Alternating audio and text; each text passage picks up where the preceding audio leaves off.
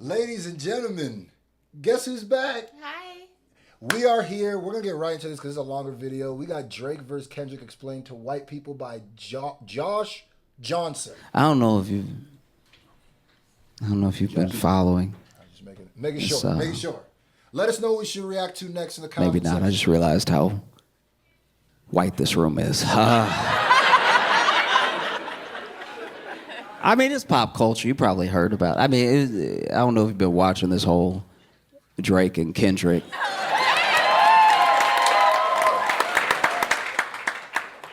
My. What a time to be alive. I see what you did there. All right, so Drake and Kendrick, they are rappers, sir. They're rappers. Okay, I want to make sure everybody, and I'm not acting like I know. You might bump Kendrick all the time. You might be a big Pimp a Butterfly fan. You know, I'm just checking. So, Drake and Kendrick's relationship actually goes back way further than people realize because Drake brought Kendrick with him on tour when Kendrick was like just starting to pop, but Drake was already a big deal, right? And it seemed like they were cool. You see these old interviews, they're in pictures together, they have such nice things to say about each other, and then along the line, something changed. Something happened. And we don't know what that thing is really, but they both started to kind of like go at each other in small ways. And some people take it all the way back to the Control verse. Kendrick did a verse in a song on, it was actually a Big Sean song. Big Sean is a rapper, sir. I just want to, all of these are just names and I want to make sure that we're all up to speed. So he did a verse on a Big Sean song called Control, but it blew up so much it became Kendrick's verse. It became the Control verse. That's a fact. Which is crazy. And in that verse, he went at everybody. He called people out by name, you know? And he said, I got love for you all, but I'm trying to murder you. I'm trying to make sure that your fans don't even love you anymore. They love me so much. I'm coming for the crown. I'm coming for everything, right? And just about everybody thought that it was actually pretty dope. It was actually like, okay, hip-hop as a sport. Like hip-hop as, you know, a fun thing, a contest to see who's actually the best. Because everybody calls themselves the best on every song. Eventually... You want to know the craziest thing about this guy? He's actually hit me up on Instagram before. Wow. A long time ago. And it's like, I didn't even realize how Instagram works. And I'm pretty sure he's verified. Mm-hmm. And you know how like your messages will go to different messages on the direct messaging on Instagram is awful. So I didn't see his message for like until months later, and he hit me up and he was like, "Yeah, fan of your stuff, been watching you." So that's just ironic that too. Is crazy. So shout out to Josh Johnson. Maybe somebody send this to him. Someone has to be the best. You know, every rapper believes that they're the best, and they say so in their music. A lot like how one city will have several First Baptist churches.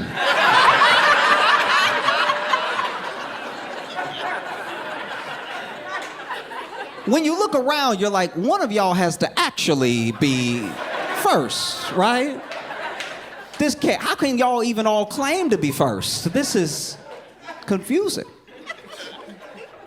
You know? And so he releases the Control verse. Now, this is something, maybe this is where it started. It's where a lot of people say it started, but maybe it was something else. But Drake seemed to take some sort of issue with the love that Kendrick was getting for that verse, with him being called out, even though he's someone that helped, you know, Kendrick out in the beginning. But even in interviews, Kendrick explained himself. He said, like, this is a contest to see who's the best. It's all love, right? He said in the verse. But Drake has, I'm trying to be fair. Drake has a lot of feelings, and you can tell because he has a lot of albums. And there are feelings on every one of those albums. And some people don't have several albums worth of feelings. Some people only have 4 or 5 albums worth of feelings, you know? And some people decide when to let it out, and he just lets it out on a pretty tight schedule, a pretty regimented schedule of release to let out all of his feelings, you know? And he said, he's like, I just didn't like it. It didn't feel sincere. I just didn't vibe with the whole thing, because then I saw him later and he was all nice to me. Yeah. He said in his interview it was all love, it's just a contest. And then from there they had like a weirdness. And then there's like little things. You can listen to certain songs where Drake seems to be like digging right at Kendrick, but in a way where you have to really look at it and wonder. I'm glad he actually knows the history. Mm-hmm. Like he actually knows all of it, actually. He's saying this is a perfect timeline in case you don't know what's going on and you needed to be caught up. Right there. Yeah. So. Right? Not saying... Did you know everything? You told how me exactly like this. All right. His name. And then Kendrick sometimes. even does a little bit of the same. But even after a little bit of this had kicked off, they still worked together 1 or 2 more times, right? Because Drake was on Good Kid, Mad City, Kendrick's album, and Kendrick was on Take Care. So there's still at least a professional relationship there to some degree, right? Fast forward a few years, and Drake's really big. And when I say really big, he's like what Bad Bunny is now, he was back then, like top in the world, right? Everybody wanted to be Drake. Everybody wanted to sing a little bit of Drake. He was #1 on Spotify. Every time he released, it was a big deal. And so some people, admittedly, were very jealous of Drake. You know, there were people who started to go at Drake a little bit. And Drake is a good writer. He may have writers that he works with. He may have... But he's also good. It's like when he's making music, everyone in the room is good. That's... I'm trying to give him his I'm trying to be objective, and y'all are trying to lean me into a way that's... But he's good, and so, you know, Meek Mill is a rapper. Sorry, Meek Mill... Because that one wasn't a name. I just want to make sure that at no point you don't think that this is like punctuation or anything. Because the names are going to get weirder as I go, right? Okay. Meek Mill came at Drake, and Drake really, truly, even if you hate Drake, Drake destroyed Meek Mill. He destroyed Meek Mill so bad that Meek Mill had to go back to jail just to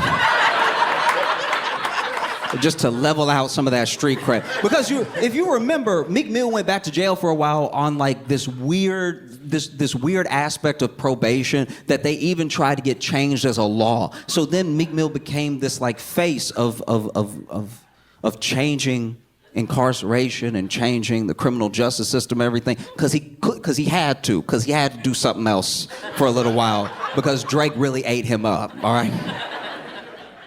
He's a great storyteller, too. And so more time passes, and there's still not much between Kendrick and Drake in this moment, right? And then Drake gets into it. And I want to be clear, because a lot of people sometimes feel bad for Drake in a way that I want to be clear. He does start a lot of this stuff. He does like have a little thing in a song that implies that your wife is unfaithful, and then when you come at him directly, he's like, what's with all the hate? I'm all love. It's like, no.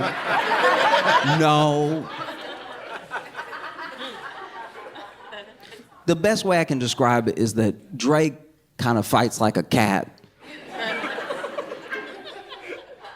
And some rappers fight like dogs. And so, you know, he'll do a little paw and he'll be like, what's the issue? And so Drake went at Pusha T, which was a true mistake. This is the thing about people like Pusha T, right? You don't want to mess with anyone who's actually had a hard life. You know, like, Drake grew up in Canada, grew up with, like, it's just, this is my thing. A lot of people come at Drake for, they come at a way I don't like. They come at him in this, like, colorism way where he's like, you're not really black because you're half white. I don't roll with any of that. I just truly think, but you see what I'm talking about. I'm not, y'all are trying to get me to do something I'm not doing. I'm just saying it's very hard for a rapper to seem hard, right? When they have not been through what other rappers have been through. Like, it's hard to go hard when everybody knows you had health care.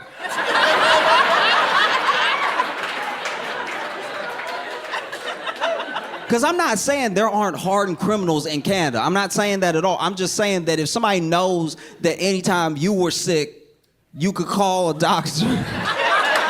It just takes a little bit of the wind out of the sails of, like, I'll kill you. It's like... One thing I did learn about that, because my cousin came from Canada, she said the health care is horrible. Even though it's free, you have to wait a long, long, long time to get seen. I actually heard... It's not like how we in America be like, oh my God, you have free health care. That's so awesome. It's not like that at all. Yeah, I've actually heard that from... You're not the only person who said that. Yeah. So, Canadians, let us know in the comment section if you're from Canada... what's the healthcare system like? Yeah, but if I hurt you go to a doctor immediately. Like. So anyway, Kendrick is still off doing his thing, releasing amazing music, but Drake gets into it with Pusha T, which was a mistake because he told Pusha T, he's like, I got more money than you, I got more women than you, I'm more famous than you'll ever be. And then Pusha T said, you have a son. That's this guy, yeah. Now, I still think that if Drake would have released that last diss track that the Mob Ties dude, Jay Prince, made him not drop, I think it would have been looked at different. There was a whole nother track that Drake didn't drop because apparently it was too crazy. But, hey, that's what happened. I got Pusha winning that. He released the fact that Drake had a son, which people didn't know, on a track that's cover was Drake in blackface. Everything about what Pusha T did to Drake is why you don't get involved with people like Pusha T. You're like, a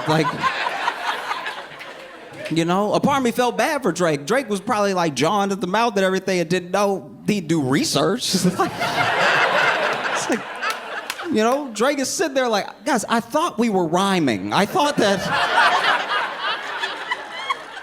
we were making music. What is this? And so anyway, now Drake perceivably takes care of his son. And,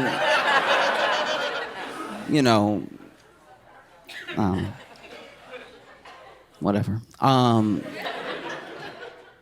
so fast forward some more, and you would think that Drake had sort of learned his lesson of like, man, I shouldn't throw stones when I might have a lot of kids.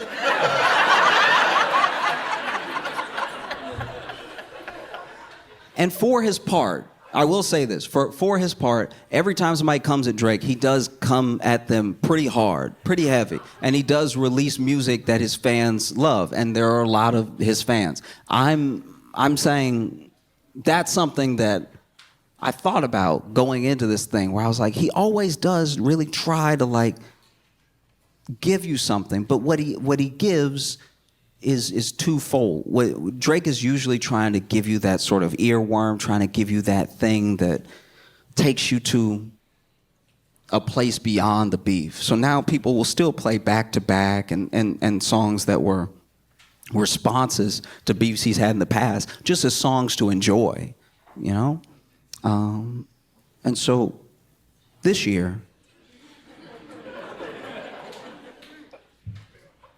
Drake and J. Cole started, they started doing appearances together. Like J. Cole would pop up at Drake's concert. And J. Cole is also someone who I genuinely believe... He is literally like the encyclopedia of this story. Drake and Kendrick explain for white people is perfect, and not just for white people. For anybody who didn't know the history of this, there's a lot of videos that break it down. But if you're like a comedy fan and you like stand up stuff, this is a perfect way of doing it. And it's almost like I'm more listening to make sure he gets all of his facts right. And I like when he throws in a joke every now and then. But I also like the fact that I can tell he's confident enough in his material that it doesn't feel like he's always trying to get a joke. Yeah. He's actually like describing this perfectly. Like, is one of the most talented, phenomenal, musically inclined artists that I've encountered. I really enjoy his music. I don't know him as a person, and I think he's amazing, right? So he is on a couple of Drake songs after they appeared together last year, and it made me listen to those songs. I was like, oh, J. Cole, okay, because I admittedly I hadn't listened to Drake in a long time because I only have a certain amount of feelings. I feel like I got pretty far. I feel like I listened to several albums, and then at a certain point, I was like, I feel grown. Like, you know? And anyway, they do a song together, and then they do a song called First Person Shooter. And in First Person Shooter, they're going back and forth about how great the era is and how great they are. And First Person Shooter is a fantastic song, right? And then J. Cole in the song says, you'll forgive me if I'm getting it wrong, but he says, maybe something like we're the top top two, three, okay. And then he was like, is it Kendrick, is it Aubrey, or me? Because we're the big three, like we started the league. Right now I feel like Muhammad Ali, right? And I guess Kendrick heard that and took it as a personal affront. I wouldn't have felt that. Like if two people were like, man, we're the best ever, and Josh is great too, and I wasn't even there, I would be like, oh, thanks. But I'm not built like Kendrick. You know? And so then later we would also find out that apparently Drake tried to get Kendrick on that track. So he knew it was coming up and he didn't want any part of it. And then I guess he hated that he was mentioned. So then Metro Boomin and Future are rappers that... Because that could have been a label name. I'm not making fun of you at all. I'm just making sure everybody is up to speed and you're right in front of me. That's all that's happening, right? So Metro Boomin and Future, they release an album called We Don't Trust You, and on it is a track called Like That. Now, Like That is where Kendrick does essentially the control effect on this song. He does a verse that really made me forget it was a song. I don't know what anyone else said on the song, right? And on the song, he says, fuck the big three, it's just big me, right? Which is also, hey, I've always said I want to be the best. I've said it from day one. As soon as people started interviewing me, I said I want to be the best. As soon as people started listening to my music, I said I wanted to be the best. This is not out of character for me. This is the same thing I did 10 years ago, right? So just for me, if it were me, if I was one of them, if I was Drake and I heard fuck the big three, it's just big me, I also wouldn't take it as a personal affront. Because there were other things in the song where he came at Drake specifically. He didn't really have much for J. Cole. And yeah, it just sat for a while. It sat and everybody was like, ooh. Yeah, I disagree with not taking that personal. Like he said, there's other stuff that he said on the song. And if someone says F the big three, it's big me. As soon as somebody says F and something that you are or a part of, they're insulting you. So that would be like if someone goes,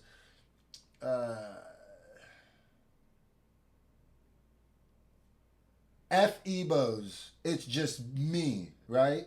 I'm gonna take that as an offense. Like, so anytime you say F and either something that I am or a part of, because you're saying what he's saying is F, J. Cole, and Drake. Yeah. Basically, it's just me.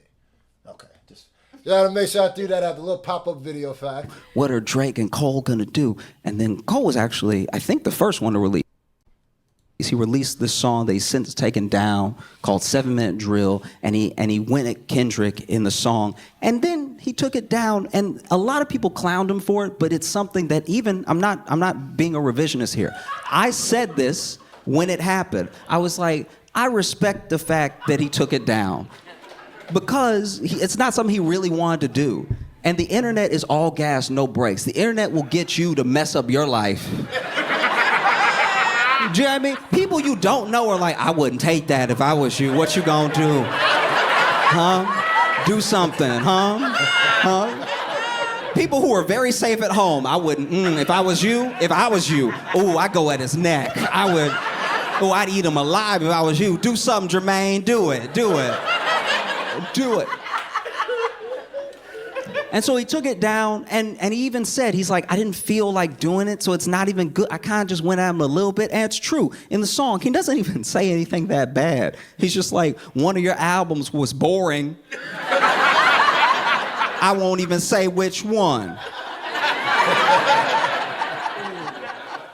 And then he took it down because he said, I don't know, this felt corny. And I respected the hell out of that. Very few men, grown men, famous men, powerful. The reason why, what he's leaving out here, the reason why people were upset at J. Cole, especially me, is because J. Cole, even in this story, if you notice, he was one of the instigating things of this beef. It was what J. Cole said in the song, not what Drake said. And then also, with the whole might delete later, if you're a J. Cole fan, which I am, J. Cole sold this presence and this aura of, if anybody ever tries to come at me, literally, specifically, if a rapper tries to battle me, I'm killing them. Anybody say my name, da-da. So he just built himself up on this thing and told us all to believe the thing. And then when he was told to actually stand on what he was saying, he didn't. I was about to say he wasn't standing on business. He didn't stand on business. That's why people got upset. It would be no different if somebody for 3 years was telling you they're the best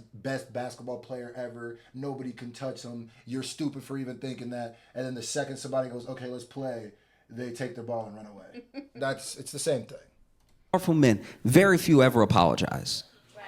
Very few ever apologize without being made to, with the threat of losing their money, losing their fame, losing something. Very few men. So I respect that. And people clowned him to no end. But then the actual... And even with that, he got a lot of backlash. And I think that has to do with also why he took it down. Not just only because he was having a change of heart. I think it had a lot to do with him thinking he could lose something, whether it be fans, whether it be reputation, the way he was looked at. So I say that. Beef between Drake and Kendrick started. And that was a lot. Hold on, I'm sorry. And just to say also, too, what he left out is J. Cole didn't remove the song until the first week numbers came in. So if he really felt the way he felt, he would have removed it immediately. He removed it the next Friday so the first week numbers can get calculated with that song. So it's not as innocent as he's making it. Because Drake released a song called Push-Ups, and he didn't just go at Kendrick. He went at a bunch of people and, implied that Kendrick's wife was unfaithful, that his son might not be his and everything.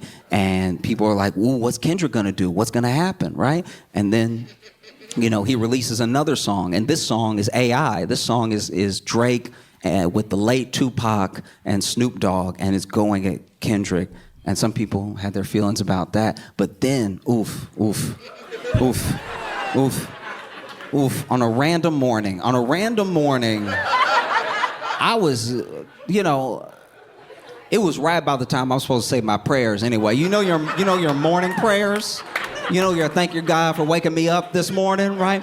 And Kendrick dropped a song called Euphoria. And I think when it happened, a lot of people, including me, was like, oh, this is an actual like rap beef now in the way that we had in the 90s. Like these dudes do not like each other. And Kendrick says he hates him in the song. He says, I hate you. He said it a lot. He said, I hate you a lot. Like, he did artistically, but he was like, ooh, I hate you. Ooh. Ooh, I hate you. Ooh, right? And, woof. It was a lot, right? And then,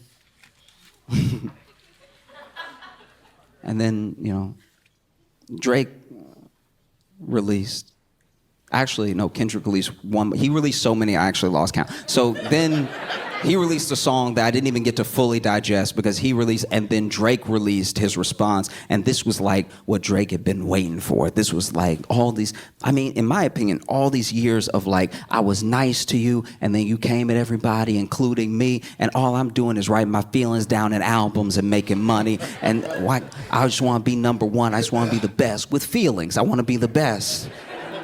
And so he just took everything that he had, and he put it in a song called Family Matters, right? And 20 minutes later,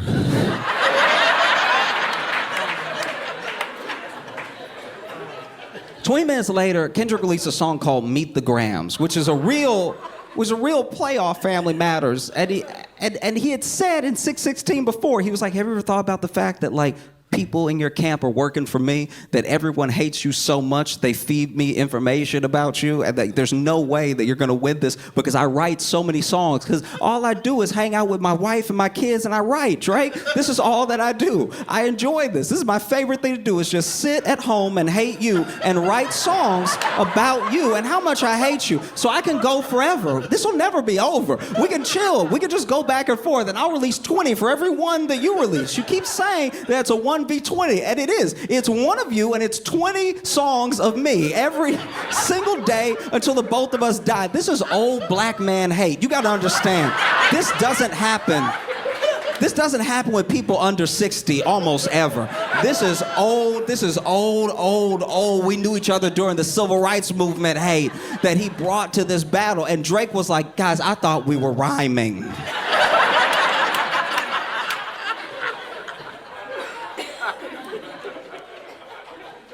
And in Meet the Grams, he laid it down. He started the song by talking to Drake's son.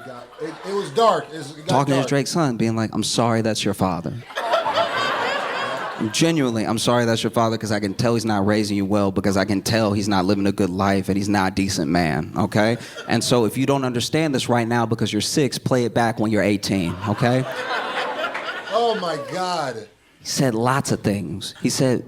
When you sit back and really think, now that the dust is cleared with those battles, that Meet the Grams is one of the most diabolical diss tracks I think I've ever heard. It is so sinister. It's a diss track that if a Chicago, like say there's 2 niggas from Chirac, and one person would have dropped that, they would have killed that nigga. They would have spun that nigga top. That shit was crazy. He said things that are illegal. He said Drake was doing things that, you can listen to it. Woof.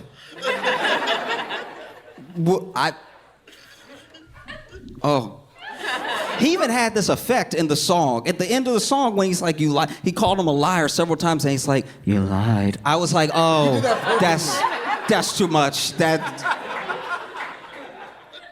And he tells him about himself. He talks to his son, he talks to his dad, he talks to his mom, and then he talks to him directly, right? He also talks to, potentially, a daughter that Drake is not taking care of. Which I was listening to, I was like, not again. I feel like once they find the first kid, you gotta just get all the kids. You gotta just have a whole Graham family, just so you know where everybody is. And people go back and forth. Does he have a daughter? Does he not have a daughter? Some people think they've even found the daughter, everything like that. Yeah. I don't know. I mean, it's really bad. It's so bad. And honestly, I never wanted it to get to a bad place. This is something, I'll talk about this more in the future and everything, but I have a deep love, but a strange relationship with hip hop. Because if everything is in music, it's all good. It's when things leave music that things get bad, you know? And so as much as I joke about Drake and I like Kendrick and I've liked some of Drake's songs, I don't actually want them to do anything to each other. You know what I mean? Now, if what Kendrick is saying about Drake is true, we should lock Drake up. We should lock Drake up. And if what Drake is saying about Kendrick is true, we should lock Kendrick up, all right? Because, you know, it's a rap battle, two dudes that hate each other. Maybe they're lying, who knows? But I'm just saying, this thing, I didn't want to see anything bad happen to either one of them. But when Meet the Grams got released, I don't know what Drake thinks, and I don't know what his life is like, especially right now, but I think back to those battles and those beefs in the 90s, and I wonder if Drake wasn't like, I'd like to be shot, please. Like if you could just plug me one time, and then we can smooth the thing over. I'd like to be shot. Because then, as if Meet the Grams wasn't enough, Kendrick released a song called Not Like Us. The hit of the year. Which is the catchiest way to call somebody a I've ever heard in my life. You be dancing to it forgetting what the song is about. Like, you know. And then Drake released The Heart Part 6. And I think that's when he lost. I think... Because in The Heart Part 6, he's like, this was all part of my plan. We fed you information about me for you to say, so everything that you said is wrong. And don't you feel dumb now that I tricked you? And it just kind of felt like, you know like what a kid, okay, you know like when you play rock, paper, scissors, and you do rock, and the other kid does scissors, and you're like, and they're like, no, actually, these are lasers. Ba-pow, ba-pow, ba-pow, ba-pow.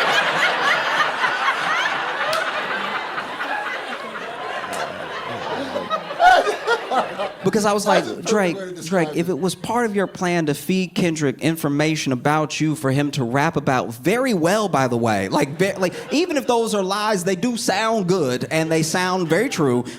Even if you fed him all this information about you to rap about to then look dumb when it was wrong, why'd you send him that stuff? That's the worst stuff you could send somebody. Hey, tell him this thing about me that's not true but was true once, and tell him I'm a thing that no one wants to be.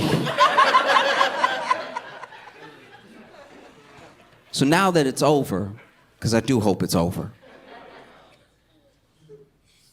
I feel like Drake should just release some songs about some feelings. Oh, wow. That went faster than I thought. Shout out to Josh Johnson. I actually am a fan of him outside this guy. If you guys want to see more of his videos, put it in the comment section. You got anything? We'll see y'all.